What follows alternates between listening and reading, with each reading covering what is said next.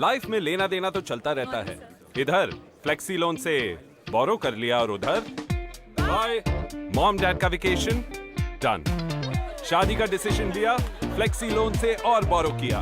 Promotion मिला तो ये लो थोड़ा लोन वापस कर दिया, थैंक यू। नए इंटीरियर्स का दिल किया, फ्लेक्सी लोन से फिर थोड़ा ले लिया। ईयर एंड बोनस मिला तो इस बार लोन ज्यादा वापस कर दिया। लाइफ में लेना देना चलता रहेगा तो लोन्स में क्यों नहीं।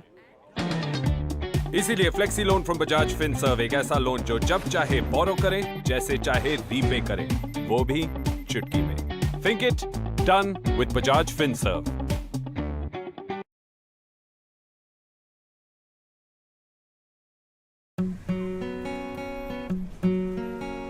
हेलो, हर सीजन के लिए नए इंटीरियर्स? हाँ, वो भी हर रूम के लिए।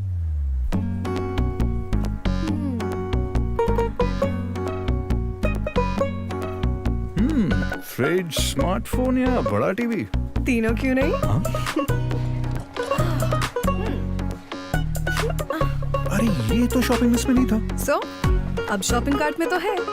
सॉरी। अच्छा, नए आउटफिट्स की विश लिस्ट। विश क्यों? Just add to cart and buy. तो ये सब EMI पे? और वो भी चुटकी में। On India's fastest growing EMI network. Think it done with Bajaj Finserv.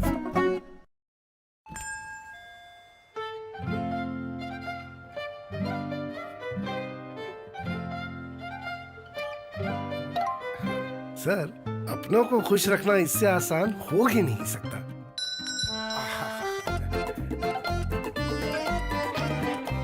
साहब, अपनों को खुश रखना इससे आसान हो ही नहीं सकता।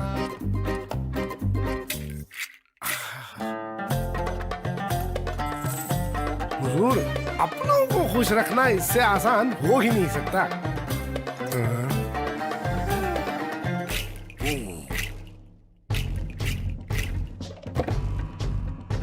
अपनों को खुश रखना इससे आसान। अपनों को खुशियां दिलाना आसान नहीं बनाते तो आगे कैसे बढ़ते। इसीलिए हम जो भी करते हैं उसे बेहतर बनाते आ रहे हैं, बनाते रहेंगे। Bajaj Finserv, think it done.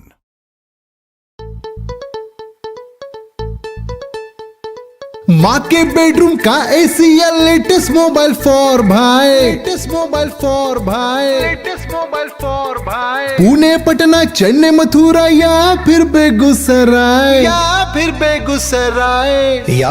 Begusarai. नए घर के लिए चाहिए 4K टीवी हाई फाई, या फिर वाइफ को चाहिए लेटेस्ट स्टाइल। EMI है ना, EMI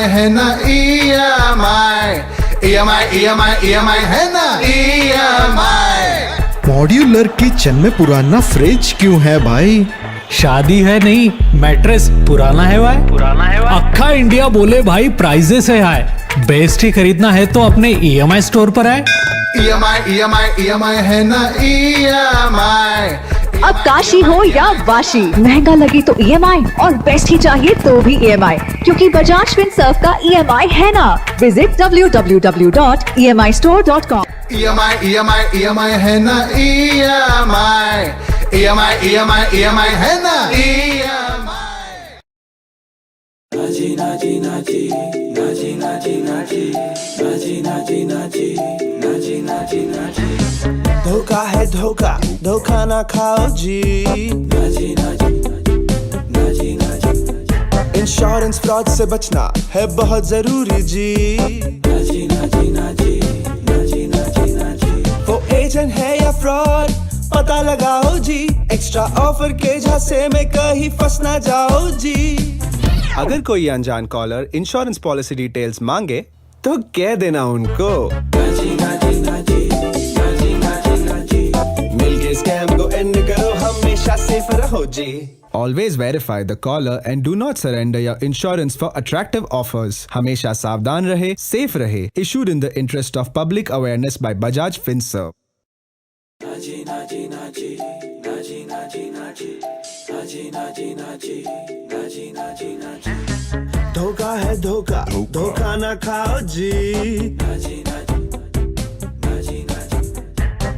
जो होगा होगा सो होगा ऐसे ना सोचो जी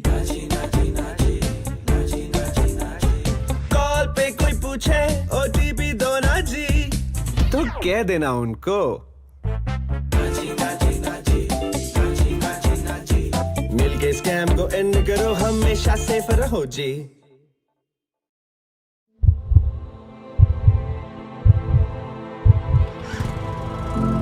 Being a hero is all about heart. It's not about ruling the world. It's about owning it. It's not about winning a race. It's about delivering a smile to the human race. It's about a spirit that just cannot be confined by geographies. It's about the heart that beats for the future. And a soul that echoes the values of generations. And yet, being a hero is never about the hero. It's about the millions who celebrate them.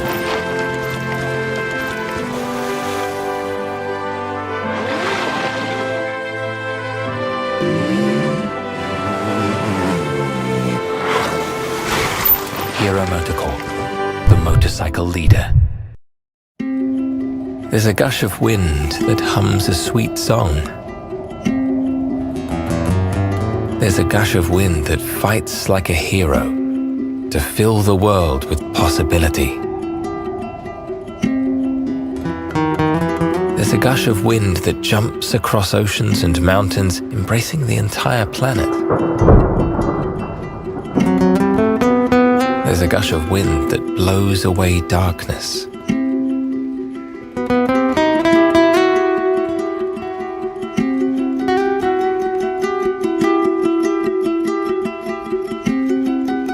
There's a gush of wind that blows for humanity.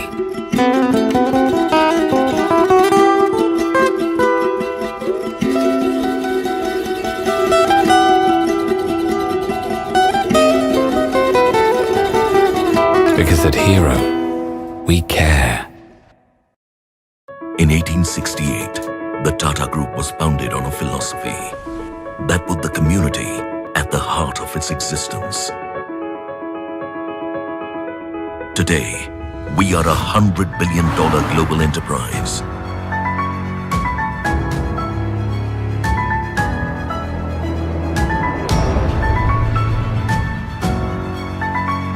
Our today has been built on enduring values.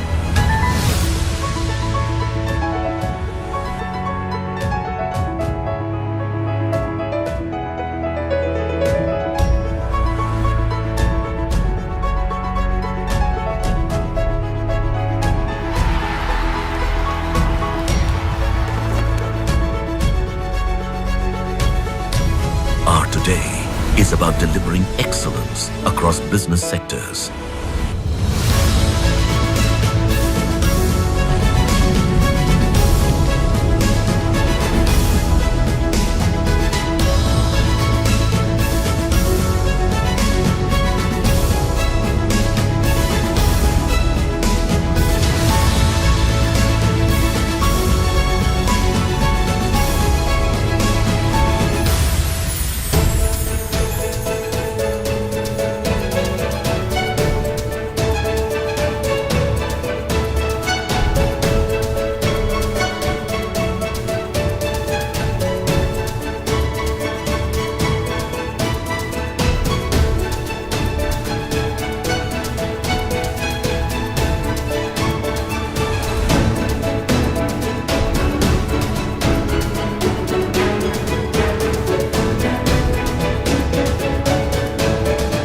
Today is about building a future-ready nation.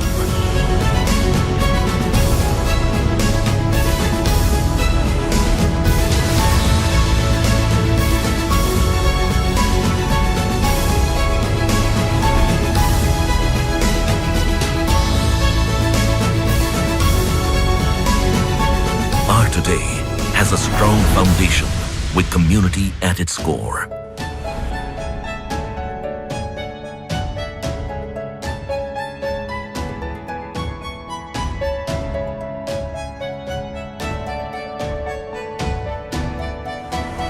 Today is dedicated to the communities we serve.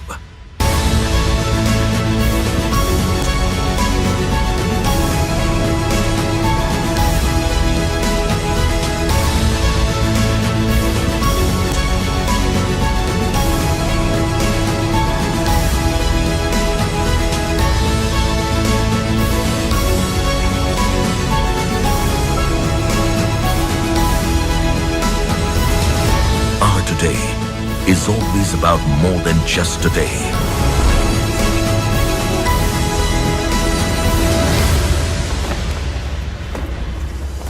Our today is a continuous journey for a better tomorrow.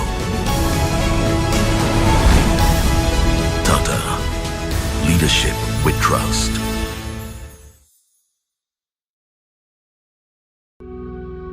Behold, the story of victory, of life over malady. Behold the saga of power, of science over sickness. Behold the tale of triumph, of dedication over disease. Behold the rise and rise of Cadila Pharmaceuticals Limited, one of India's largest privately held pharmaceutical companies based out of Ahmedabad, Gujarat, India. Cadila Pharmaceuticals was born out of the vision of a legend who left an indelible mark in the chronicles of Indian pharmaceuticals industry. He was Indravadan Ambalal Modi, the founder chairman of the company, rightfully christened as the medicine man of India. His vision to alleviate pain of the underprivileged through research-driven innovations has been driving Cadila Pharmaceuticals for more than 6 decades now. Innovations which are backed by the key strengths of the company, the state-of-the-art manufacturing and research facilities.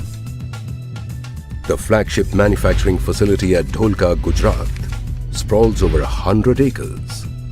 This avant-garde facility is US FDA approved, besides meeting most of the stringent quality standards across the globe.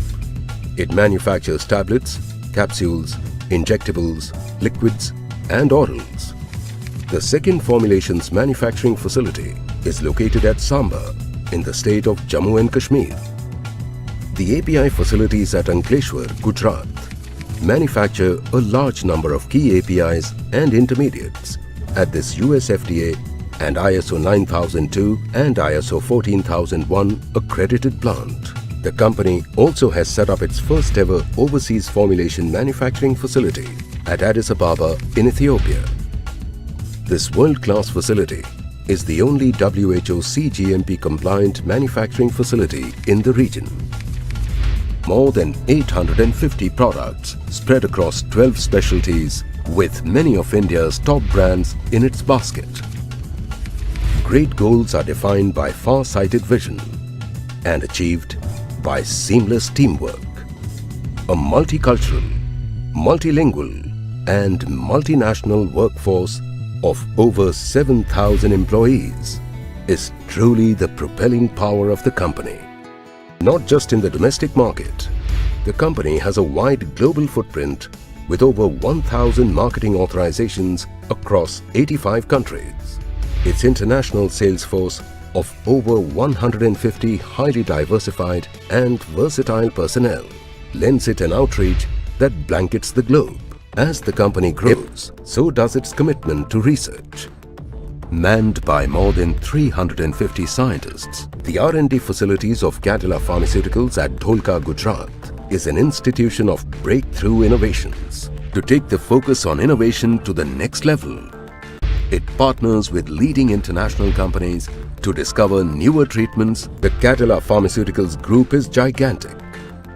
Its group companies complement and expand the dynamic vision of the company across new avenues of healthcare and newer fast-paced business areas. Cadila Pharmaceuticals is a gentle giant. Decades of dedicated research, groundbreaking healthcare innovations, and worldwide impact proves the infinite potential of one powerful emotion. Care. The success of Cadila Pharmaceuticals bears testimony to the fact that the care continues.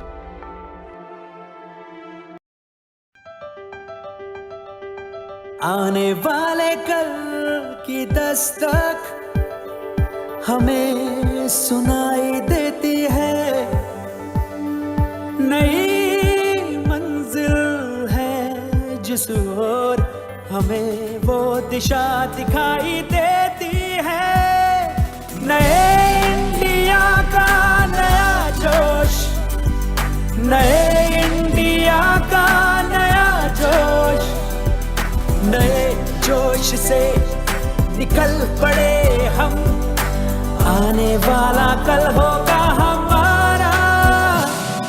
नए India का नया जोश।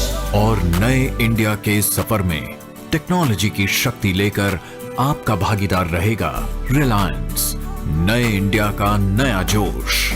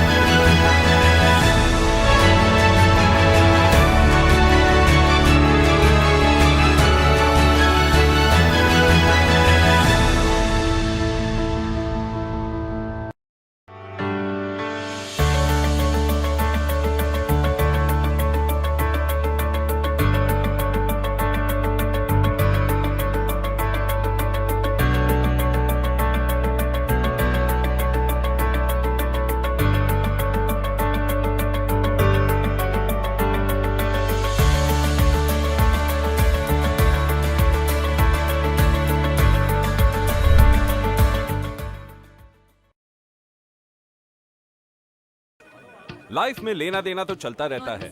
इधर flexi loan से बोरो कर लिया और उधर बाय मॉम डैड का वेकेशन डन। शादी का डिसीजन लिया, फ्लेक्सी लोन से और बोरो किया। प्रमोशन मिला तो ये लो थोड़ा लोन वापस कर दिया, थैंक यू। नए इंटीरियर्स का दिल किया, फ्लेक्सी लोन से फिर थोड़ा ले लिया।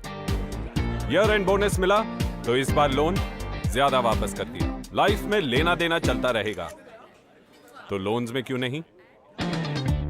इसीलिए flexi loan from Bajaj Finserv एक ऐसा लोन जो जब चाहे बोरो करे, जैसे चाहे रीपे करे, वो भी चुटकी में।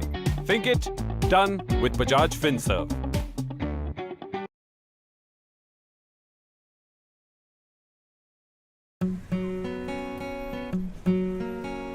हेलो, हर सीजन के लिए नए इंटीरियर्स? हाँ, वो भी हर रूम के लिए।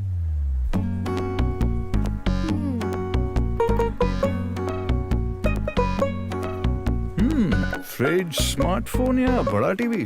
तीनों क्यों नहीं? अरे ये तो शॉपिंग लिस्ट में नहीं था। सो अब शॉपिंग कार्ट में तो है। सॉरी। अच्छा, नए आउटफिट्स की विश लिस्ट। विश क्यों? Just add to cart and buy. तो ये सब EMI पे, और वो भी चुटकी में। On India's fastest growing EMI network. Think it, done with Bajaj FinServ.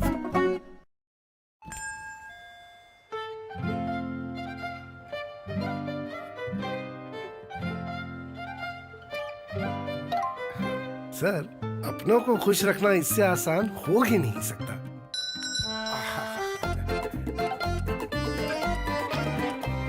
साहब, अपनों को खुश रखना इससे आसान हो ही नहीं सकता।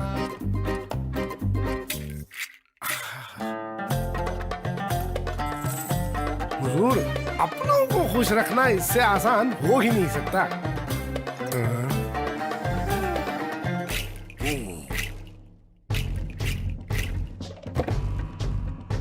अपनों को खुश रखना इससे आसान। अपनों को खुशियां दिलाना आसान नहीं बनाते तो आगे कैसे बढ़ते। इसीलिए हम जो भी करते हैं उसे बेहतर बनाते आ रहे हैं, बनाते रहेंगे। Bajaj Finserv, think it, done.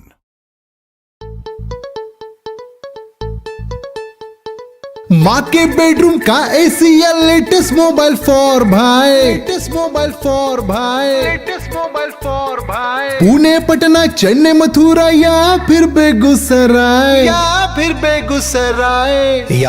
Begusarai. नए घर के लिए चाहिए 4K टीवी हाई फाई, या फिर वाइफ को चाहिए लेटेस्ट स्टाइल। EMI है ना, EMI है ना, EMI। मॉड्यूलर किचन में पुराना फ्रिज क्यों है भाई? शादी है नहीं, मैट्रेस पुराना है भाई। अक्खा इंडिया बोले भाई प्राइजेस है हाई, बेस्ट ही खरीदना है तो अपने EMI स्टोर पर आए। EMI है ना, EMI। अब काशी हो या वाशी, महंगा लगे तो EMI और बेस्ट ही चाहिए तो भी EMI, क्योंकि बजाज फिनसर्व का EMI है ना। Visit www.emistore.com। EMI है ना, EMI है ना,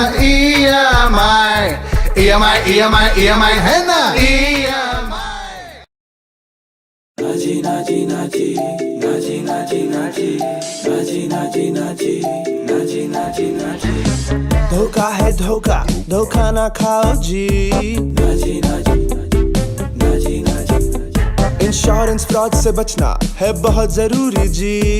नाची नाची नाची नाची नाची नाची। वो एजेंट है या फ्रॉड, पता लगाओ जी। एक्स्ट्रा ऑफर के झांसे में कहीं फंस ना जाओ जी। अगर कोई अनजान कॉलर इंश्योरेंस पॉलिसी डिटेल्स मांगे तो कह देना उनको। मिलके स्कैम को एंड करो, हमेशा सेफ रहो जी। Always verify the caller and do not surrender your insurance for attractive offers. हमेशा सावधान रहे, safe रहे. Issued in the interest of public awareness by Bajaj FinServ. नाची नाची नाची नाची नाची नाची नाची नाची नाची नाची नाची नाची। धोखा है धोखा, धोखा ना खाओ जी। नाची नाची नाची नाची। जो होगा सो होगा, ऐसे ना सोचो जी। नाची नाची नाची नाची नाची नाची। कॉल पे कोई पूछे OTP दो ना जी, तो कह देना उनको। नाची नाची नाची नाची नाची नाची। मिलके स्कैम को एंड करो, हमेशा सेफ रहो जी।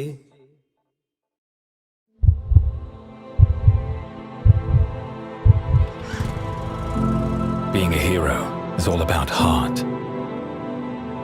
It's not about ruling the world. It's about owning it.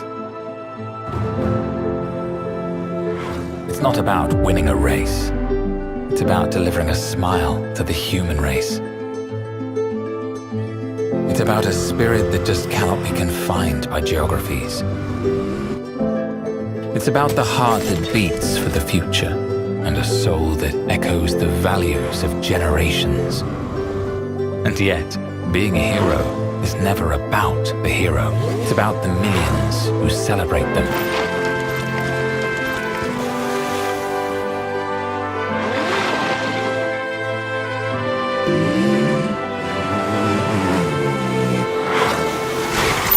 hero motorcorp, the motorcycle leader.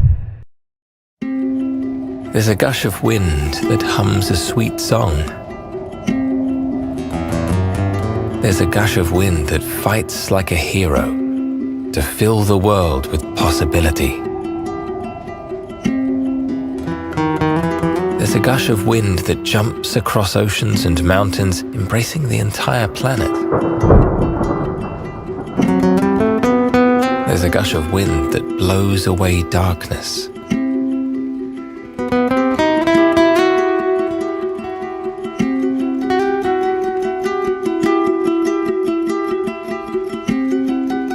There's a gush of wind that blows for humanity.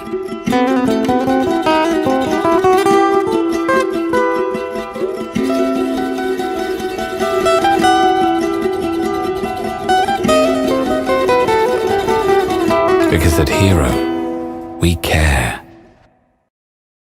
In 1868, the Tata Group was founded on a philosophy that put the community at the heart of its existence. Today, we are $100 billion global enterprise.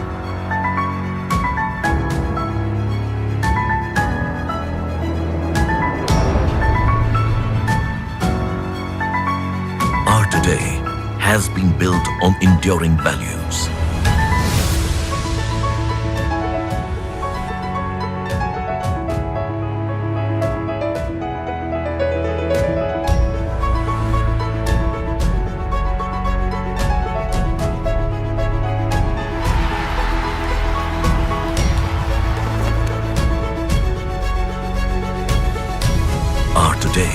Is about delivering excellence across business sectors.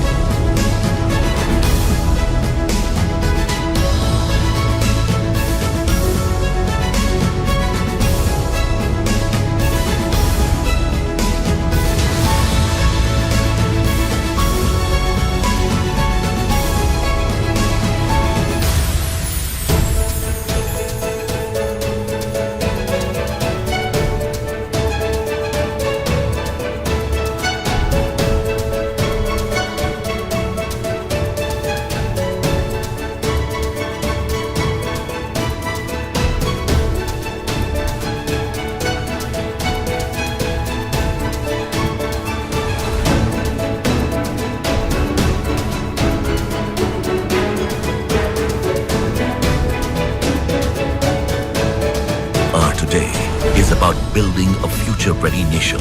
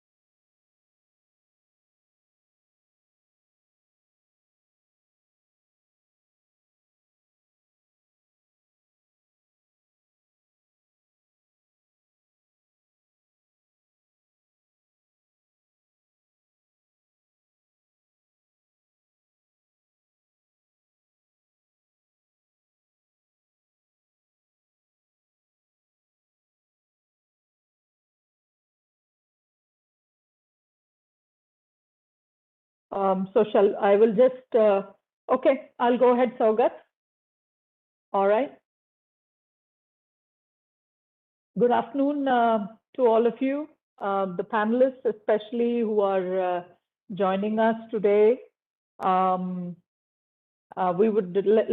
get started off and wait for the minister to join in as she comes in. Ms. Dian Siswarini, co-chair, W20 Indonesia 2022, Indonesia. Dr. Victoria Panova, Vice President, International Relations of the Far Eastern Federal University, Russia. Ms. Vishali Nigam Sinha, Chairperson, CII National Committee on Women Empowerment and Indian Women Network, and Chief Sustainability Officer, Renew Power, Founding Chair, Renew Foundation, India. May I welcome all the participants to this session this afternoon. At this 27th edition of the Partnership Summit, it is a privilege for us to be joined close to 200 speakers from more than 40 countries, which includes 20 overseas ministers, 7 ministers from India, 25 global CXOs, and more than 100 heads of institutions, leaders, and experts from around the world. The Partnership Summit 2021 will have 50 sessions spread over the past 3 days, including 7 country sessions, and will witness participation of delegates from more than 100 countries and over 50 participants at the virtual investment pavilion. It is a special, I will wait for the minister to come. It is for her, this welcome is something for her specifically, and I'll move on to the next part of my speech. We are having this conversation in context of the W20, the gender group of the G20, which is aligned with India's upcoming presidency of the G20 over 2023. The role of W20 is very critical as the gender gap in employment continues to be a major challenge for women across the world today. As per International Labour Organization estimates, in 2018, the global labor force participation rate for women was about 49% compared to that of 75% for men. The COVID pandemic has amplified this inequality. Studies indicate that 5% of all women employed lost their jobs compared to 3.9% of employed men in 2020, which further highlights that a woman's job is more vulnerable to the crisis across the world. This vulnerability stems from reasons such as women being disproportionately more in the informal economy, existence of the wage gap, less access to social protection, and women being more likely to be weighed down with unpaid care and domestic work, often driving them out of the labor force. However, there is a positive outlook for women in the formal sector at this time of crisis. Several companies are evaluating the jobs that can be done from home permanently and which do not require relocation or long-distance commute, hinting at a potential increase in the female labor force participation. An integral part of promoting female labor force participation is ensuring that the workspaces are friendly to female workers, both physically and socially. This includes women-friendly infrastructure at the workplace, safe transport facilities for women, and exposing them to reskilling and upskilling courses to meet the demands of the changing job markets. Such assistance will not only encourage women to join the workforce, but also enhance their retention prospects. It will also facilitate their career progression from shop floors to the mid to senior level and hopefully to the boardroom levels as well. A recent study conducted by CII Indian Network, which saw 3,000 women professionals respond, reiterated the message that small tweaks in the workplace infrastructure would increase the comfort of women joining and staying back at work. Digitalization offers a variety of opportunities for female empowerment and for more equal female participation in labor markets, financial markets, and entrepreneurship. Digital technologies enhance women's access to finance and mobile banking, enabling them to avoid long journeys to a branch or an automated teller machine. Likewise, technology-enabled healthcare delivered via telephones or tablets improve health outcomes as it reaches women even in the remotest areas, sparing them long and often risky treks to see a doctor. The time-saving potential of digital technologies is so great that they may make the difference in enabling women to seek paid employment. Today, women undertake 3/4 of all unpaid care work, producing an output of around $10 trillion or 13% of global GDP, none of which is translated into income, let alone economic power. By their nature, e-commerce and technology-based businesses offer women more flexibility and autonomy, helping them to manage home responsibilities alongside paid work. In Indonesia, women-owned businesses generate 35% of e-commerce revenues, compared with only 15% of the revenue of offline businesses. However, around the world, some 250 million fewer women than men are online. In developing countries, limited access often concerns women living in sub-Saharan Africa and in rural parts of Asia. In developed countries, women face a facet of the digital gender divide, the systemic underrepresentation in information and communication technology, the ICT jobs, top management, and potential academic careers. In a recent initiative of the Confederation of Indian Industry to provide digital education to 2,000 women in rural Uttar Pradesh and Rajasthan, it was found that while 56% of the families have a smartphone, it mostly belonged to the son or the husband in the family and were given to women only when they had to make a phone call. Among the respondents who had access to a smartphone, only 6% did money transfers or payments using their mobile devices. So I think this, in a nutshell, probably goes to show the kind of gaps or the challenges that still continue to exist for many women from across the world, even in the 21st century. And with this little introduction to the afternoon's discussions, I would like to invite the speakers, the panelists on this elite panel to offer their perspectives and their thoughts and share their inputs with the audience and with all of us here today. I request Vishali Nigam Sinha, Chairperson, CII National Committee on Women Empowerment and the Indian Women Network, to please give her perspectives on the topic. Thank you. Thank you, Suchitra. Good evening, esteemed guests, ladies and gentlemen. It gives me immense pleasure to be a part of this dialogue on fostering gender equality and promoting women empowerment in the 27th edition of the CII Partnership Summit. I hope and we know that this is going to further the agenda of strengthening partnerships and shaping new areas of collaborations between all of us across countries, amongst businesses. What is progress if it is not inclusive? And we hope that this summit is a step in that direction. Let me start by assessing where we are and what our current environment has been. As we know that not only the last year, but the last couple of years has been a challenging one. In fact, a devastating one for many of us. It's also been very disruptive when we look at the gender balance, at the workplace.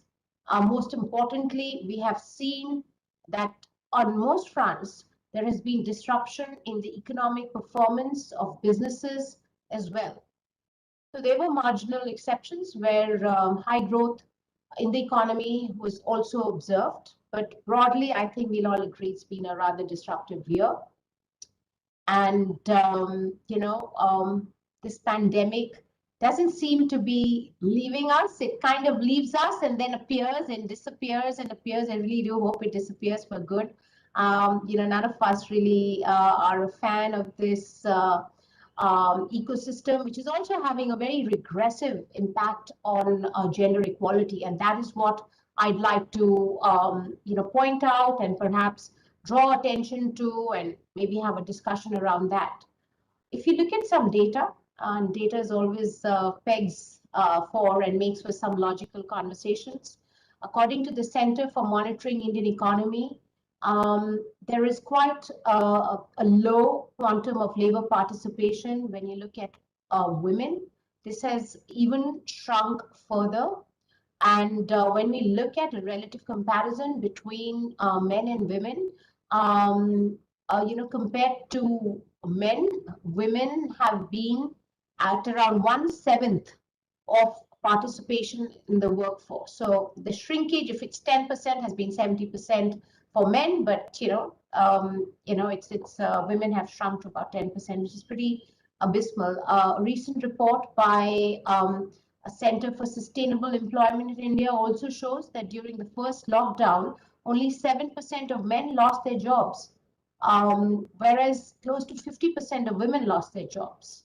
These numbers are highly annoying and quite unfair, right? And it really gets us want to do more together. And in the informal sector, the data is even worse. This year, between March and April of 2021, rural Indian women in informal jobs accounted for 80% of job losses. So the current situation clearly calls for all players, all of us, in the private sector, in policy, in the civil society, all of us to come together and address it in different ways. And I think we're all empowered to do a lot more than we are doing. And this platform, as I said in the beginning, is just so fabulous because I find it quite enriching when I meet people from other parts of the world facing similar problems. It's a little reassuring, but it's also an opportunity for us to learn from each other. So I think the good news is that we are in a connected environment, courtesy technology. And, I come to technology and the impact it has on gender equality, which unfortunately, I must say is not good news, but I'll come to that in a bit. So I think none of us in this session have any doubt that having parity and equality is a no-brainer.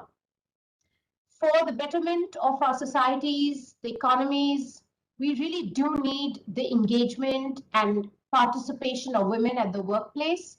And if we have to achieve our dream of becoming a $5 trillion economy by 2025, which I know we will, we need to ensure that it is an inclusive journey. We want to make sure that it does not become a daymare, not a nightmare, right? So I think it's a great opportunity for all of us to work together in this journey, not only within our country, not only at the national level, but even at the subnational level. I think we can just learn a lot from each other. I also want to take this opportunity to not sound entirely pessimistic and to put on the table that in our country, we've had many women leaders. And when I engage with the global community, there is a lot of awe with respect to what we've been able to do at the leadership level. But has it cascaded down? I believe we can do more. And I look forward to that day where we can say that women in rural India are more empowered than women in urban India, and we are not an island. I'm not happy making the statement, but it is a fact.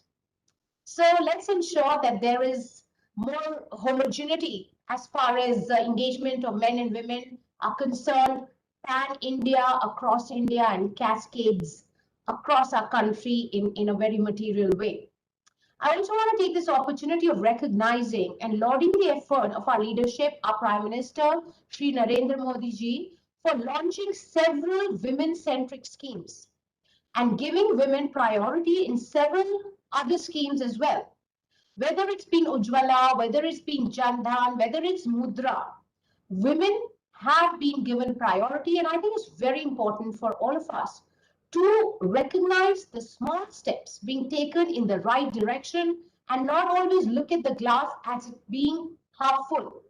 So we are all moving in the right direction, but we need to build the momentum as we move forward. I also want to recognize that our Prime Minister has introduced several women ministers in the cabinet. And I, for one, when I see the ministers being announced and I see more women walking up there, I feel that we can do more, better for our march towards a fairer and a more inclusive society. So I hope we continue doing more and we continue getting more and more women in leadership positions, not only in policy making, in the private sector, in businesses, at the grassroots level across. Because guess what? We do add a lot of value and we have just not been given an opportunity. And when we are not given an opportunity, we grab it, right? So let's do that. So that's another point I wanted to make. Let's, and you know what, let me also say it's not easy in a country like India where you have 1.38 billion people. And as Suchitra will, sort of agree with me, that when you say that we have given a certain number of vaccines in a day, that's sometimes more than what a country is given to the entire population. So these tasks become far more mammoth in India than any other place in the world. And if we will do it right, we will be role models for the rest of the countries in different parts of the world. So I do believe we have the opportunity to take this leadership at a time where it is crucial for us to engage women, because we are going through a significant economic transformation and we must see more women there.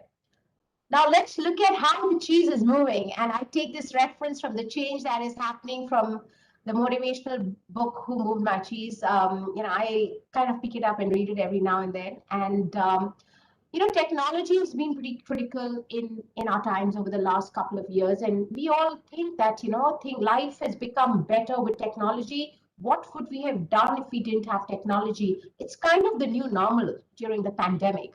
And we would have been, I would say, pretty depressed if we didn't have technology. We connected with family, we connected with friends, we connected at work. We did a lot courtesy technology. But guess what? Women have not had access to digital platforms as they should. And that is because of the biases in our society. It's because of the priority women get even in their families. So if a man has to get on a digital platform and a child has to do homework and a woman has to do work or sell, say, products because she's running a small business, she, and perhaps making more money than her husband, she'll still be at the bottom of the pyramid. And that's not fair. But that is what is there. That is the social, cultural environment in which many of the women are operating. We must change that. There has been a lack of access to technology in terms of knowledge about how to use technology. So perhaps more skilling around this would be helpful, and perhaps many digital providers should take a lead to do this and make lives of women better through the use of technology, because it can be a huge enhancer. Unfortunately, it hasn't been. And we've been, second or third class citizens in families, and we've been locked in small rooms, and many of the women have just not been able to do justice to their roles. So once again, I want to recognize that under the leadership of our Prime Minister, Smriti Irani ji, who's going to join us in a bit, we have seen that there have been a lot of initiatives. There have been, the Atmanirbhar programs, the digital and Skill India initiatives, etc. but I believe we can do more because there is need for women to get more engaged, because that's the future. That really is the future. I just want to say that as the chair of CII's National Committee on Women Empowerment and the Indian Women Network, we've been working quite hard on road mapping, on identifying ways to make the workplace more inclusive, recognize, motivate, mentor women. And so these are all steps we're trying to take in the right direction. And CI is an amazing platform and provides a great network to engage Pan India. And so we're trying to do our best, but everything is a drop in the ocean. So we just need to do a lot more. And so I also want to say that, small stories bring hope. And there are stories, and there's a wonderful program which Radhika is associated with as well, and that is the CII Foundation's Women Exemplar program. And through that, we've been listening to stories of from rural women. And one of the stories, is very, very interesting. It goes like this. There's a woman called Rupal, who is today a trainer on digital education, was once upon a time a small-scale entrepreneur and was just withdrawing cash from an ATM machine. And her neighbor who was accompanying her jumped with joy and said, "Wow, that's an easy way to make money, and I want to do that too." And so while that story is funny, it was a realization that women in a community, for Rupal, it was a realization, really did not know the basics around technology, right? And so she took it upon herself as a mission to train women, and over the last few years has been able to train about 5,500 women, converted 1,000 of them into entrepreneurs, and is mentoring 10 digital DDs across Maharashtra to make the dream of digital India happen. So the power lies in us. Even if it is one person, we can have a huge impact. So let's not forget that. And finally, I would just like to conclude by saying that gender must be mainstreamed in all COVID relief recovery policies. It's critical. COVID recovery policies must include increased access for girls and women to internet and mobile technology. That is the future. Gender disaggregated data is crucial for understanding digital gender gaps, informing policy and business decisions. To address these gaps, set targets and track progress is critical. And so we should definitely ensure there's more communication and collaboration amongst various stakeholders to make this happen. So thank you once again for giving me this opportunity to share these thoughts with all of you. And I'd like to end with a quote, which is quite inspirational. And I think it also inspires a lot of young women. The quote goes like this: "She needed a hero, so she became one."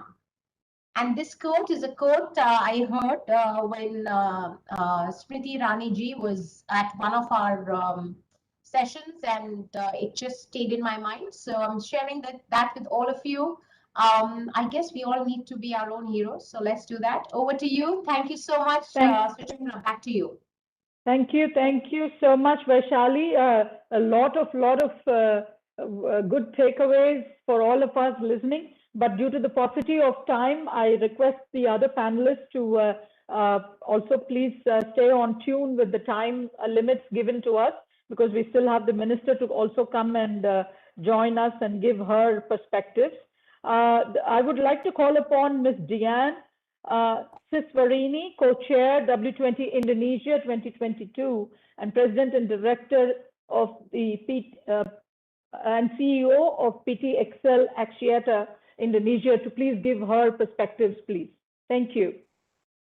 Thank you, Suchitra. Good evening, everyone. It is a privilege for me to be among speakers, distinguished speakers in these panels. So, as mentioned by Suchitra, I'm the co-chair of W20 Indonesia for Indonesian Presidency 2022.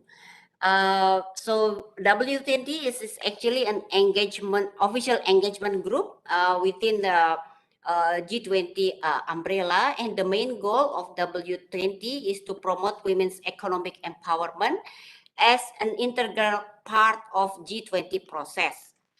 So we know that women's economic empowerment is very fundamental for a prosperous world and essential for economic growth. Also very essential for stable economics and social development. So one of the perspective that I would like to share here is that women empowerment is not just about women. It's not only women's agenda, but this is everybody's agenda. Because the impact for the power empowerment is not only for women, but for all of us. I think that this understanding has to be adopted by everyone. Women empowerment is not only about gender equality, but this is like a economic agenda which has business case to it. Yeah, because women inclusion will actually give a significant impact to country's GDP. And then at the end is to the overall GDP of our world. Yeah. So when we talk about women empowerment, it's not emotional discussion. Yeah, this is really an economic discussion, and we should talk about metrics. We should talk about how to measure the progress and the impact to our society and to our economy. So as mentioned as well by Suchitra, my day job is as a CEO in a telecommunication company. So ICT on technology as in a whole is my forte. So I'd like to offer my perspective from that angle. Technology is actually a very good tool for us to increase gender equality. Because with technology, it will allow women to actually remove the physical barriers that so far has been the distinguished factor. If we enter STEM arena, which probably seen by most of women or probably as also men as a mature world. Yeah, so technology actually can be utilized to neutralize that, because first is technology will remove the any requirement of physical strength in any kind of jobs or industry. Yeah, but then how this technology should be used to do that? First is, of course, we have to create a women-centric technology, women-friendly technology. So for instance, like a plug and play application and so on and so forth, knowing that usually women is not an early adopters to any new things, especially for technology related matter. Yeah, and also we need to have like technology that will allow women to will allow flexibility for women to work. Yeah, so for instance, like a virtual platform that will allow us to work from home. So then we don't need to leave the house to do our job. Yeah. So in that sense, technology will help us in increasing the inclusivity of in the workforce. Yeah. However, there are certain things that I see is considered as challenge for us to do that. Is first is because there are some gender bias that causing less involvement of women in the STEM area or in the ICT. Because girls generally have less interest in digital technology compared to boys. So share of women in digital technology is only around 37% in Southeast Asia. So then, we in Excel in our company is actually did some research and why is that? Yeah. So we found out that actually in the universities, the inclusion or the participation of women in STEM area is quite high. Is quite high, but then there is a leaky funnel when they enter the professional world. The representation is become much lower. It's only 20%. So only 2 out of 10 workers in the STEM arena are women.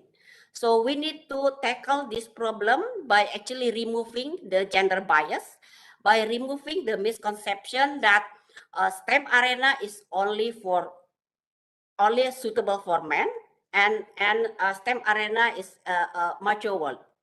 So how to remove that gender bias? There will be a lot of collaboration and working together that needs to be done among all the stakeholders, government, parents, schools, universities, private sectors, that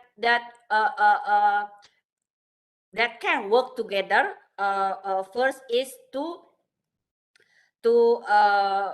show to the girls and to the university student that is actually they can compete and they can be successful in digital arena or in the technology field.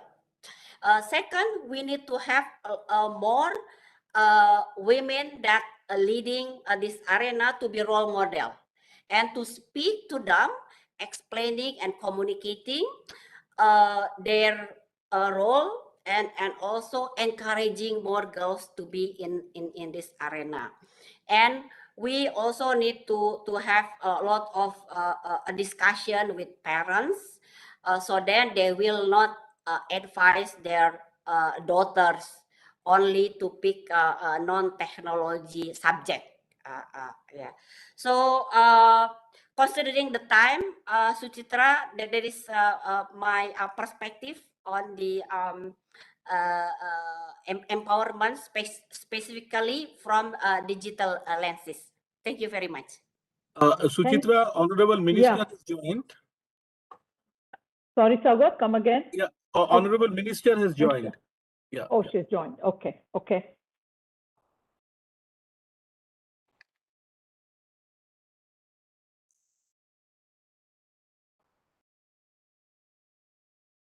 Ms. Smriti Zubin Irani, Honorable Minister of Women and Child Development, Government of India, has joined the session.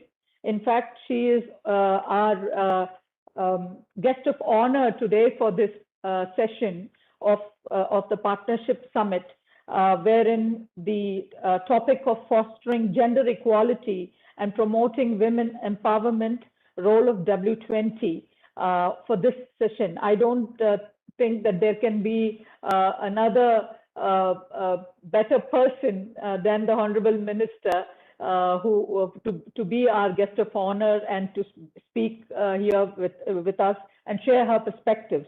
Madam Minister, this is Suchitra Ella from Hyderabad. This is a special honor to welcome you as the Minister of Women and Child Development, Government of India.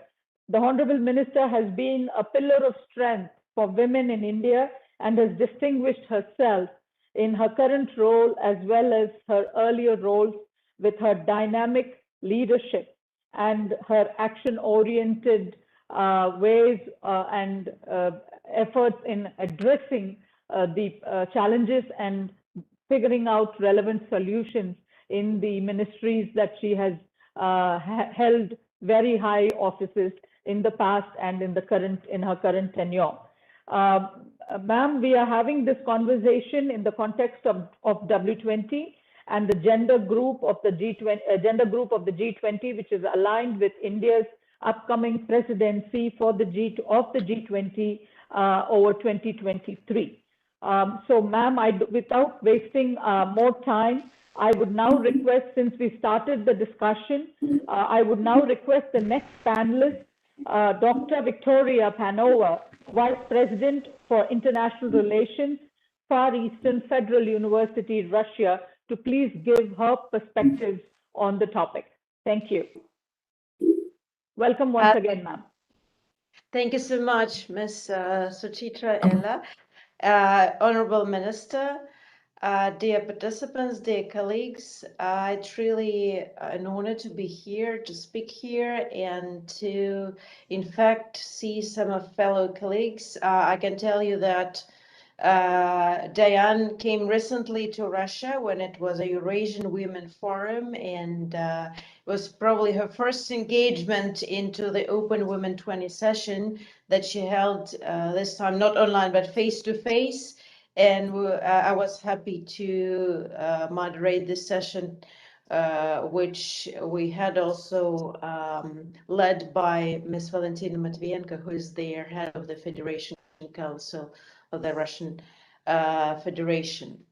Allow me just to give a few words because Diane has talked a bit about their Women 20 and about what Indonesia as a chair plans to do within this outreach format. But just to remind you a bit of how it all grew, since probably one of the few people there within the Women 20 who came to be from the very start of this process, and I've been watching it, and I can really tell you happily that in fact this process is bringing change. It's there are a lot of interesting points, convergence that our countries see, and we also understand that our 19 countries and EU countries, we do have a lot of problems and challenges in common, and in fact pandemic has brought out and to light many of those, and thus it was really great by sharing best practices and seeing where we can join our forces to offer a new momentum to that.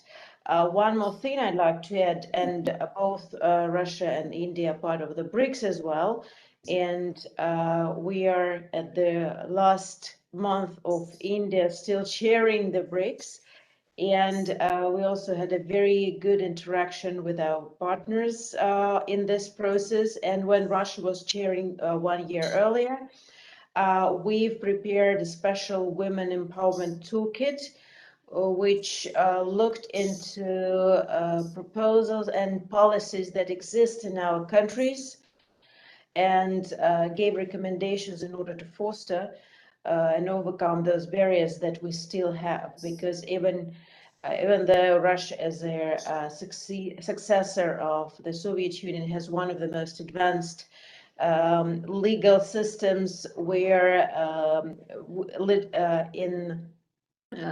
legally we have equal rights, but nevertheless there are still a lot to do. Like we still do have men earning about 27% more on average. We had Deputy Prime Minister talking about it recently, and as I said, obviously pandemic has brought up a new light and new momentum to the issue, since women were their primary, not victims, but primary bearers of their burden that the pandemic brought to us. Lots of women are part of their social workers, health workers, education workers, not necessarily in leadership positions, but many of us are in rank and file, and thus being in their front rows for dealing with the most acute issues. As both actually all speakers and the chair have brought up, there is a huge issue with their digital opportunities. Obviously, on the one hand, digital is about, and new technologies are about bringing more opportunities for women to live through and offer solutions to the problem. But on the other hand, either due to bias and stereotypes or due to simple infrastructure problems or due to a complex of ideas and conditions, we saw the situation that women had to bear the most. When it was like lockdown, women had to work. At the same time, they had to take care of their kids, the elderly, their husbands, their family in total, and had to do lots of other things. And one more issue is that during the pandemic also brought to light another issue of violence, domestic violence against women. We know, as ILO shows, statistics show that at least 1 out of 3 women live through it, but the pandemic has made it even more acute. But to go back to the labor and entrepreneurship and issue, we also saw statistics when women, like in countries like India, their workplaces would prove more fragile, and they're likely to lose more jobs, or and it was worldwide.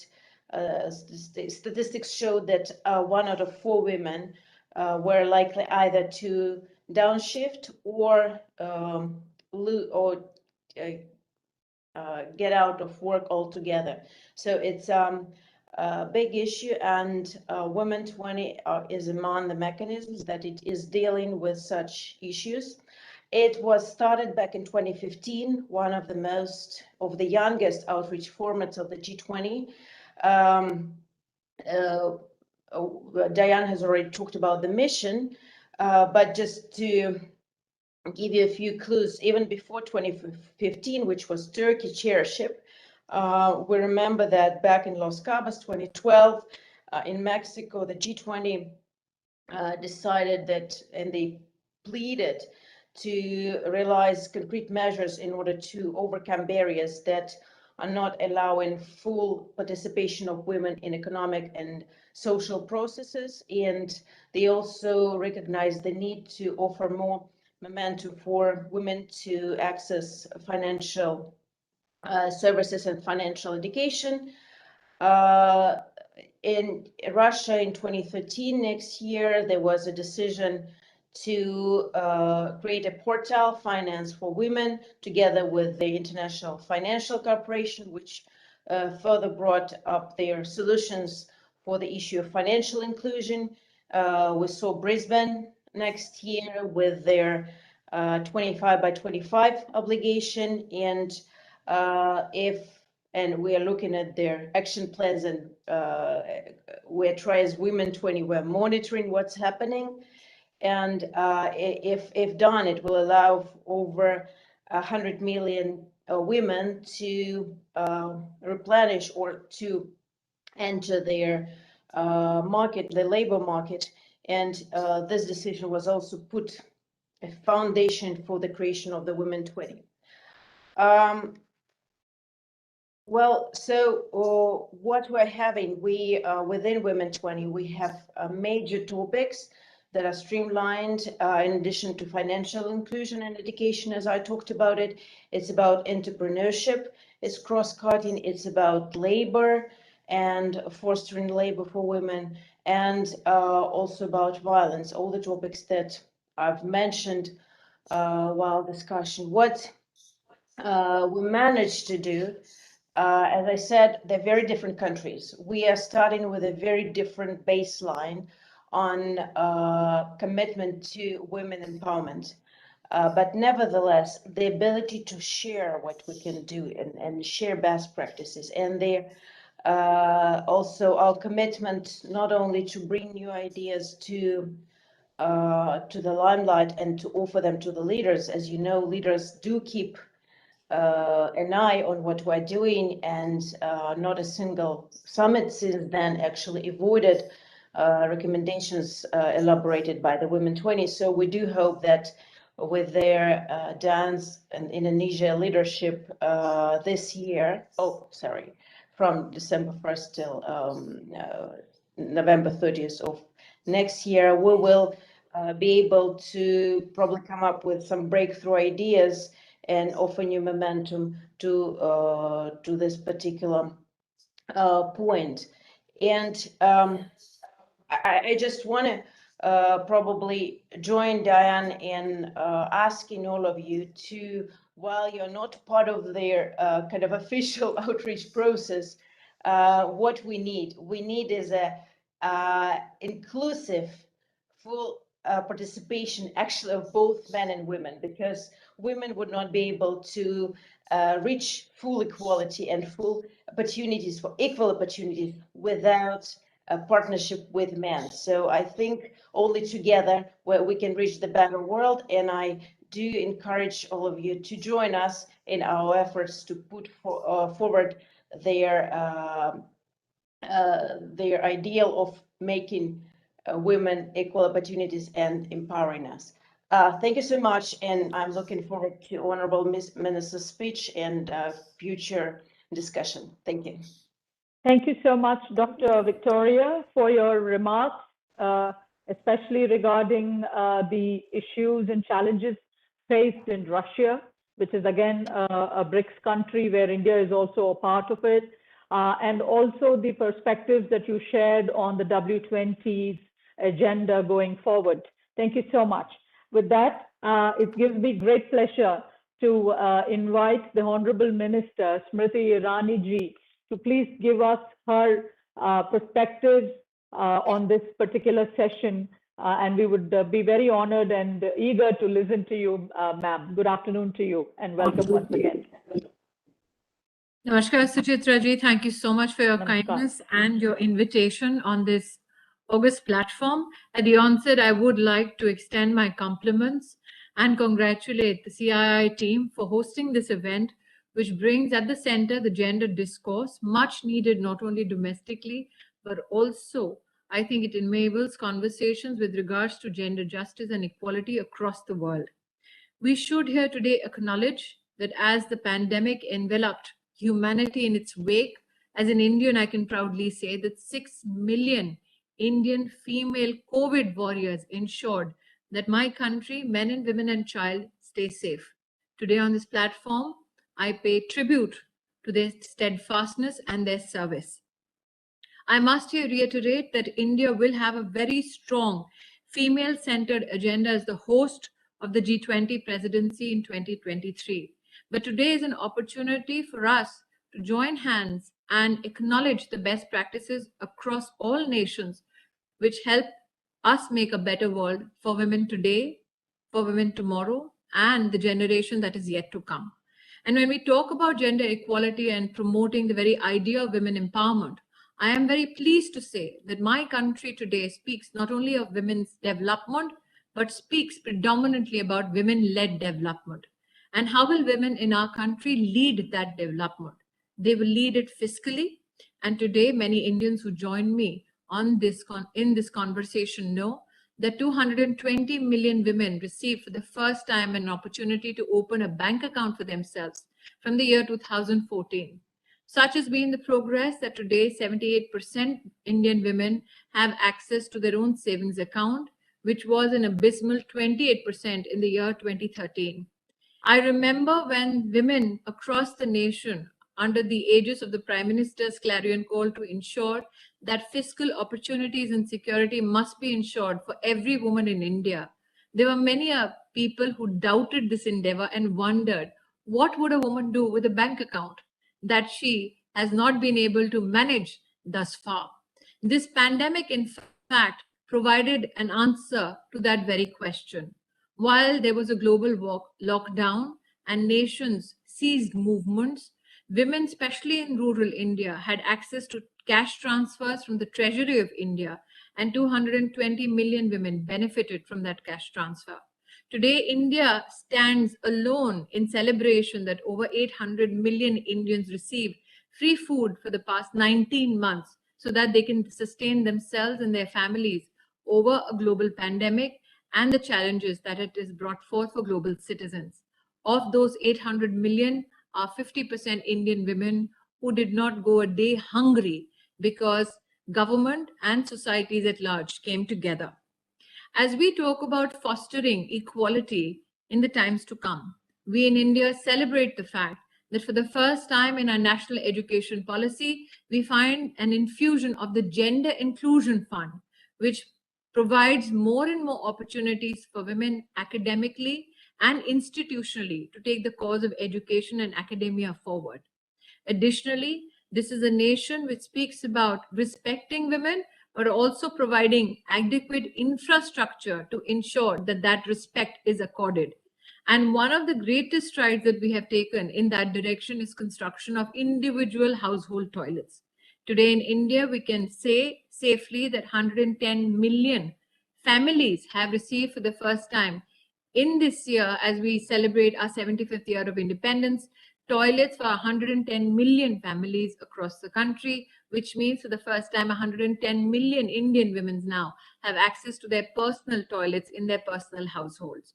Additionally, I think that we need to celebrate the fact that financial inclusion opportunities by the government have been embraced fantastically by women in our country. That the Mudra Yojana, which proposes collateral-free loans for small businesses, was not gender inclined. However, 70% of beneficiaries under the Mudra Yojana today are Indian women, which is a testimony to their entrepreneurial nature. I am aware, Madam, that today you seek not only my comments, but also a deliberation, a debate, or possibly a discussion on issues of women's empowerment. I must here say that as the pandemic enveloped us, many felt, what of those women who are not digitally empowered? And today I am happy to share with everybody who gathers for this conversation that in the past 5 years, Indian women and over 20 million Indian women have become digitally literate under the PM Disha program. Many still wait in the wings to be digitally empowered.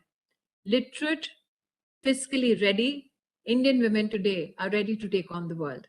I look forward to a productive discussion. Thank you so much for the invitation. Thank you very much, ma'am. As usual, I mean, you throw upon the action that has been on ground and the information that needs to be conveyed, that India stands tall in its 75th year of her independence, and also proves and shows the way forward for many, many other developing countries and economies around us in the world that look up to India and to her leadership. Thank you very much, ma'am, for your great insights and what we in India are doing for our women across the country. With that, I would like to now request, ma'am, we have some questions for you since you are there, and you would definitely, not disappoint us, and you will be very, very able and also very accurate in your feedback and inputs and your perspectives. So there are some questions, ma'am. I would like to please put that forth across to you. The first person, the first name on the list here I have is Vishali Nigam Sinha, Chairperson of the Confederation of Indian Industries Women Empowerment Committee. Vishali, please, the question, and kindly keep it brief. Thank you. Yes, I'll try my best. Thank you so much, Suchitra. It's a pleasure to meet you virtually. Smriti Irani ji, thank you for taking the time and for your very dynamic delivery. It's always very, very inspirational. And I really do want to echo that where we sit, we do see the efforts of our country's leadership under Prime Minister Narendra Modi ji, and especially, if I could say, women leaders like yourselves, who are really inspiring the younger generation and women who are there working away with your leadership. So it's really wonderful just to see women leaders out there. And I think it's not only us, but I think the world notices that Indian women leaders are really have taken leadership position, and that is very inspirational. However, from the working, I guess, mindset and the environment, I want to just raise one point. As the chair of the Indian Women's Network here and the Gender Empowerment Committee at CII, we notice that women at work don't feel that included, and they don't feel fairly treated because there is no legislation with respect to pay parity. And we in the corporate sector are working very hard to make that happen. But any support in the form of legislation from the government would really help. We'd be very happy to come up with some action points or work with you in any way, in a collaborative way, to make us feel better at work. So I look forward to your comments on this question. Thank you. Vishali, as an Indian, you can take this as a sign of celebration and break the shackles mentally of the victimhood you speak of. The Article 14, 15, and 21 of the Indian Constitution enshrines in it the right to equality of pay, of life with dignity. If you look at legislation, the new labor codes ensure gender parity in pay and practice. It is incumbent upon industry to ensure that that legislation, that very spirit of the Indian Constitution, is not besmirched in your organization. And that is why today I use this platform to appeal to every corporate house organization that the Constitution guarantees it. You need to implement it. Thank you. Thank you so much. Appreciate it. Thank you very much. Thank you very much, ma'am. Ria Mazumdar Singhal, founder and CEO, EcoWare, and winner of the Nari Shakti Purushkar. Your question, please, to the Minister. Good evening, everybody. Honorable Minister. My question is that there's so much focus on promoting women entrepreneurship in India. There are plenty of schemes, programs that have been launched to facilitate our journey and growth. However, as a woman entrepreneur myself, I struggle with challenges such as a lack of social network for female business founders, and most importantly, the difficulty in accessing finance. Through all our conversations with women entrepreneurs, be it rural India, tier 1, tier 2, this challenge remains a common factor. And I'm wondering if you have some thoughts around what can be done to enable women, one, to access schemes that have been put in place for them, because not everyone is always aware of them. Two, to increase the funding that is available to women entrepreneurs. And three, lastly, may I please suggest that we have incentives that are focused on women purpose-led businesses that are actually creating measurable impact. Thank you. Thank you, Ria. I think that in your suggestion is a call for action between the ministry and the CII partners who join us today. I'm more than happy to go from state to state, district to district, block to block, and engage with female entrepreneurs across the nation to tell them of the opportunities, the incentives, and the credit support that is made available by the Government of India. And I'm cognizant of the fact that industry leaders that hear us today will be more than happy to join cause. Ria, you have brought forth a very, very, I think, important issue. That I celebrate the impact of Mudra Yojana is a Yojana which is limited to women and small businesses. The challenges that are before you are women who are trying to operate mid-sized businesses or hope to grow into large companies. There have been many research that has been made available which starkly says that venture capitalist funds are more inclined to help startups and businesses that are led by men. That men or women for that matter in VCs would like to risk an opportunity with men and not with women is a solution that I'm hoping the partners at CII can proffer to female entrepreneurs across the country. But Ria, I accept your desire to partner with CII partners and take this opportunity to speak to women on the ground with regards to credit, infrastructure support made available by Government of India. We are more than happy to go to the doorstep of every Indian citizen. Thank you, ma'am. Thank you very much.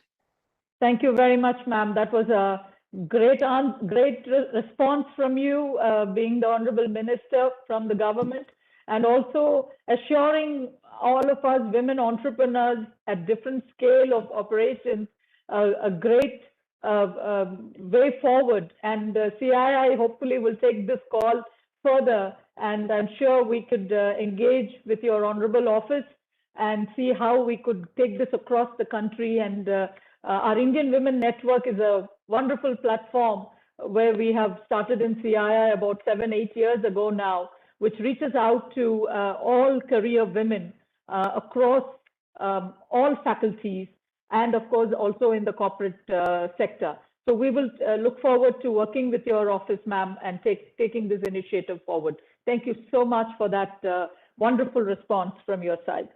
May I move on to Radhika Bharatram? Ma'am, there's a couple of more questions. If time permits, I would request you if we can take a couple of more questions, please. Radhika Bharatram, thank you, ma'am. Co-chair, CII Committee on Education and Joint Vice Chairperson, the Sri Ram Schools. Radhika? Namaste, Smriti Rani ji. Good to see you after many, many years, actually. My question to you is, the COVID-19 pandemic has brought focus on the stark digital divide that India faces, and especially our girls have had to go through this. You know the numbers, we know the numbers that many girls have dropped out of school, and I guess marriage seems to be a convenient answer. What, in your opinion, can we do to get these girls back to school, and what are the policies that are being put in place to make sure our girls become financially independent and education is an easy access for them? Radhika, you knowing me as Minister Education, know that I've always depended on facts and data to put forth my consequential remarks post a question that is posed to me. So let me here fact check you. The report by the Pyramid Foundation on Education, in fact, speaks otherwise and does not speak about large volumes of girls dropping out. In fact, it talks about leveraging of digital skills, institutional, non-institutional, devices and projects by especially NGOs or corporate CSR entities to ensure the children, especially due to the pandemic and the closure of schools, have access to learning material. I must here highlight, in fact, the enrollment for children has gone up by 18%. So that is one fact that I'd like to bring to the fore. Secondly, the Ministry of Education started a platform called Diksha, especially dedicated to children across the country, 156 million plus children, especially in government institutions. And in 30 languages, over 2.5 billion learning sessions took place. Insofar as your statement that girls are dropping out due to marriage, well, I must say here that the incidence of child marriage, in fact, declined as per the NCRB. So now that we have the facts on the table, I must say here that the government is committed itself to ensuring that there is affordability when it comes to procurement of digital devices. And that is why today the PLI scheme that has been pronounced by the Ministry of IT is significant, for it promotes production, manufacturing of digital devices, and also promotes the Make in India story. So truly, India is Atmanirbhar academically. India is seeing a huge change with regards to not only the digital literacy revolution, but also the making of digital devices right here in India, and a lot of investments that is coming our way from the information technology arena across the world. So I'm looking forward to better times, and I'm sure so are you. Thank you, ma'am. Thank you for that excellent answer again. Great inputs. May I request B. Tyagarajan, Chairman of the CII National Committee on Agriculture and Joint Managing Director of Blue Star Limited, to please present his question to the Honorable Minister. Good evening, Madam. I join others in admiring the great work that you are doing. My question is related to agriculture and food processing sector. We in CII, through the Food and Agriculture Center of Excellence, have been working on promoting women involvement in agriculture. Actually, they have been doing labor work free, and they have not been empowered there. So women FPOs is one of the important initiatives which the member companies of CII are promoting. Now, I know very well that this is the Ministry of Agriculture and Cooperation subject, but I think there is a need for you to constitute a task force or a committee which CII will be interested in working with you. We should work with the Ministry of Food Processing, Ministry of Agriculture to promote this women exclusive FPOs. And there cannot be an important program than this as far as the agriculture sector is concerned. Thank you. Thank you, Mr. Tyagarajan, for the suggestion. In fact, we've gone a step ahead instead of just constituting a committee and waiting endlessly for a report to be submitted. What we have done in the ministry is engage with NAFED to ensure that NAFED does the procurement from female FPOs across the country. That MOU, I'm hopeful, will be proffered or dedicated to the country in a month or so, but we're already on the job, sir. Happy to do so, but your learnings from your experience in the agriculture and food processing sector, especially with regards to empowering women, are more than welcome. I look forward to meeting you in my office soon. In fact, if you have the time, do call me immediately after this conference. Thank you. Wow. Thank you so much, ma'am. That's wonderful. I think Tyagarajan will be ready to do that, knowing him and having working with him. I would like to take a moment to invite and welcome Mr. Sunil Kant Munjal, who has joined the session, and I acknowledge his presence here today with us. He is also, ma'am, as you may recall, the past president of the Confederation of Indian Industry. Thank you, Mr. Munjal, for joining us on this very, very excellent session this afternoon. Thank you. It's always a pleasure and delight to listen to the minister. She always has some interesting ideas. Absolutely. And very articulate in how she conveys them. Absolutely, absolutely. A true delight. Ma'am, if you don't mind me again requesting you for your time for a few more questions, like you are in demand. So I'm not able to turn away the questions that are lining up on my screen as well. And I'm having a tough job here, trying to juggling between time and the questions in front of me. But without taking away time from you and the questions, Tarana Sani, Chairperson CII Task Force on Art and Culture, please, quickly, please. Thank you. Namaskar, Honorable Minister and everybody on this panel. Thank you very much for a very lively discussion thus far. My question comes from a sector which I know is particularly close to your heart. While women form the main workforce of artisans and crafts in this country, they remain domesticated and unaware of the schemes and programs which the government initiates for their benefits. This is largely due to their products being sold either by men, their husbands, or by collectives. How can we help such women to become aware and also to scale up their work? Thank you. Thanks, Tarana. I think that the proposal that has been given by Ria in the question that she posed and my subsequent desire to ensure that we talk more and more to women's groups, organizations, or enterprises with regards to what incentives the government has to offer.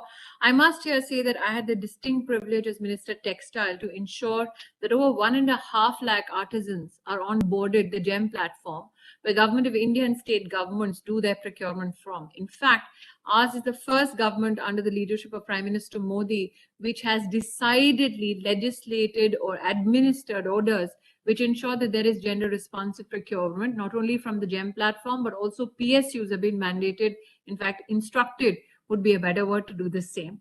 But I think that you are hitting the very nerve center of what needs to be still done for women who are artistically inclined, but want to gain commercially from it.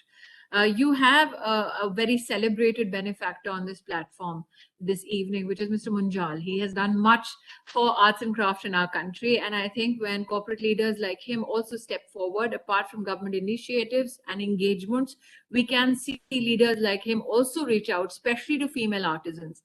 He does host, and I'm making this a Munjal-led answer, but he does host many artisans at many prestigious platforms across the country. Maybe the next time he can host an all-female contingent. Thank you. Actually, it's a good idea. We shall try it once. Thank you so much. I'm happy to partner with you in that, Mr. Munjal. All right.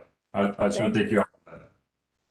Thank you so much, ma'am. Mr. Bharat Joshi, Co-Chairman, CII National Committee on Logistics and Managing Director, Associated Container Terminals Limited, India, please. Thank you, Mrs. Ella. Ma'am, I recently came across this study by Accenture, and I'm a little afraid quoting studies, realizing how well prepared you are. But anyhow, this report said that if you are digitally fluent, it could provide a positive effect throughout your entire career life cycle, and the effect benefits women more than men. It goes on to state that if governments and businesses can double the pace at which women become frequent users of technology, we could reach gender equality in the workplace by 2040 in developed nations and 2060 in developing nations. So, Madam Minister, my question is this: what could perhaps be the solutions and collaborations that can bring about a more gender balanced and inclusive digital economy and ensure that we do not fall into the trap of digital patriarchy? And as a disclaimer, ma'am, I'm an interested party because I'm father of twin girls. They're 6 years old. So in their lifetime, this probably might be more of a factor. Thank you. Thank you, Mr. Joshi. As a mother of two girls, I join cause in what you say. But yes, you are right. I am a fiend for research and data. And hence, let me say this, that while we have seen that over 20 million Indian women have become digitally literate in and under the program called PM Disha, while I spoke about the PLI scheme to ensure that digital devices become more affordable for the Indian populace, I must here underline the patriarchy, not so much, but the genuine digital challenge that is right now upon a nation of 1 billion plus people who are culturally and linguistically so diverse.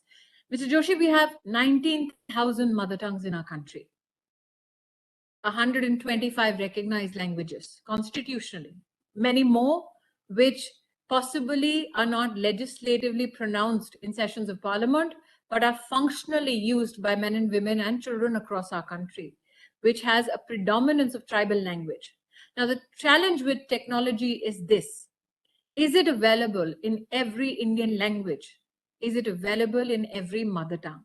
So if you seek democratization of technology and see a central role for women, we need to ensure that the language gap is bridged, especially in a culturally diverse country like India.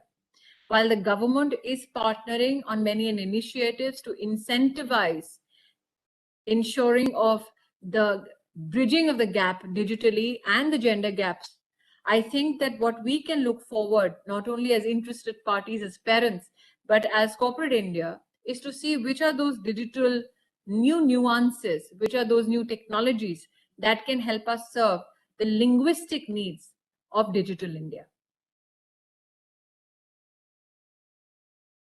Thank you, ma'am, for that answer again, elucidating the diversity that we have in our cultural diversity of the country, and also the languages itself, which is it's a great, it's a plus and a minus, if I have to say that. It's a great, culturally, it's a great thing to have, but also the challenges that have to be looked at from a technology point of view also is again a challenge. So a coin with a head and a tail probably, but I hope we will be able to overcome or do something about it and see how we can enable many others who have to also be joined and connected to this development bandwagon that we are all about. Since I have the captive audience of Mr. Joshi and Radhika Bharatram, yes, I must here say, since he invoked the parent in me,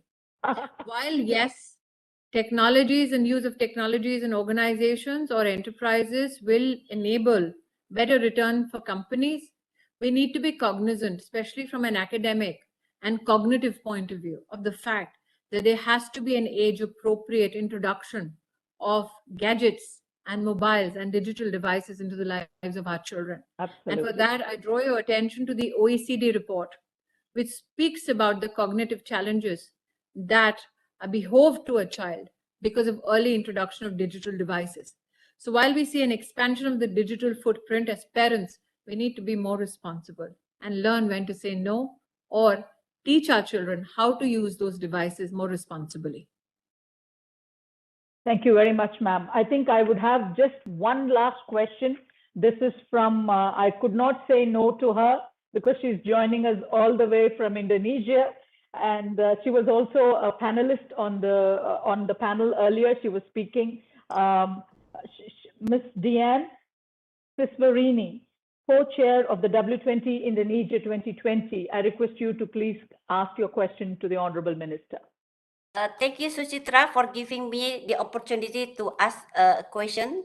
Honorable Minister, it is an honor for me to listen to your speech on gender-related initiatives in India, and I learned so much from what you have shared in this session, and I hope I can take some of those initiatives back here in Indonesia. So as mentioned by Suchitra,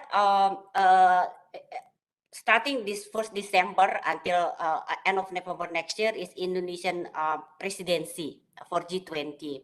And as a co-chair of Women 20 in the G20 umbrella, we have several topics that will be focusing on gender empowerment. One of them is in the gender equitable health response. So my question to you is that, during pandemic, in any front that women are affected more, so especially on health aspect. So I would like to hear what are the initiatives that have been taken by Indian government to ensure that there will be a that the government can provide universal access and affordable healthcare system during pandemic, especially for women. Thank you very much, Minister. Thank you for your question and my compliments to you and your colleagues in Indonesia. I must here say that as an Indian, and especially an Indian woman, I'm extremely proud that one of the most vibrant and expansive healthcare systems, especially with regards to affordable healthcare, today functions in India, namely the Ayushman Bharat Yojana, wherein 110 million Indian families receive medical cover of over 5 lakh rupees for the entire family, including the female members of the family. So much so that over 24,000 hospitals today service 110 million families across the country under this program, and over 1,300 illnesses, including surgeries, today find cash support from the government of India for people who need to access these facilities and these solutions from the medical community. I must also highlight that there are certain medical conditions that a presumption was made in India that women in rural India may not have access to, or for that matter, may not be comfortable about speaking. One such affliction is cervical cancer or breast cancer. I'm happy to share with you that upon the pronouncement of the Ayushman Bharat Yojana, we have had over 20 million Indian women who have gotten themselves checked and received surgical or medical support for ailments like cancer under this program called the Ayushman Bharat Yojana. So Diane, yes, we are taking great strides even in the health sector. As I said at the beginning of my opening remarks, we had 6 million Indian women as COVID frontline warriors. The Prime Minister ensured that every COVID warrior, and especially women who are doing door-to-door service of our citizens, receive an insurance cover of 50 lakh rupees. So apart from ensuring that Ayushman Bharat Yojana provides 5 lakh rupees as support to Indian families, especially women, we also ensure women working in the health sector get the necessary incentives and support from the government of India. Thank you. Thank you very much. Thank you so much, Honorable Minister, for your invaluable presence. I would not want to say valuable presence, invaluable presence, and sharing, wonderful inputs, takeaways, and your perspectives on how fostering gender equality and promoting women empowerment, the role of W20 going forward for nations like India. It was an extremely engaging session. We have overran the time limits that were given to us, but I must again thank the Honorable Minister for staying with us as long as I extended the questions. I think I had initially 6 questions, but then we added up a couple more, and she has gracefully answered each and every one of them in the affirmative. And I couldn't be more happy as chairing this panel that I had such cooperation from not only from the minister, but from all the panelists as well. Dr. Panova, Sian Sirsivani, and Vishali, Nigam, and Sunilkant Munjalji joining us again, and being with us here today. It's a great way of also honoring all of us in the Indian Women Network. I was the founding chairperson of the Indian Women Network for CII when we got it started at the southern region, and then of course took it across the country, having set it up in all the 4 regions of CII. So I do share a lot of passion, and I've done my little bit in getting this groundwork started for the Indian Women Network of CII. I also thank my dear friend Tyagarajan from the Western region, and of course Bharat Joshi for bringing up that very, very wonderful point of bringing about the parity in terms of how we close the digital divide, and also the when bringing children up and also enabling them. The minister's answers were so beautiful that I have written a lot of notes, and maybe I don't know if I'm going to be calling her soon in her office with something that's going to come up in the next 2 days. I'm ending up in Delhi in the next couple of days, so I would not want to disturb you otherwise, but this has been a wonderful You have an open session. invitation. You have an open invitation, Suchitra, for our ministry and our offices.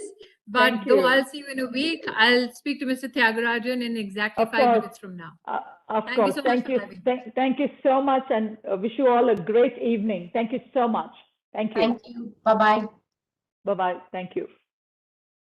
Thank you. Bye-bye. Thank you. Thank you. Thank you.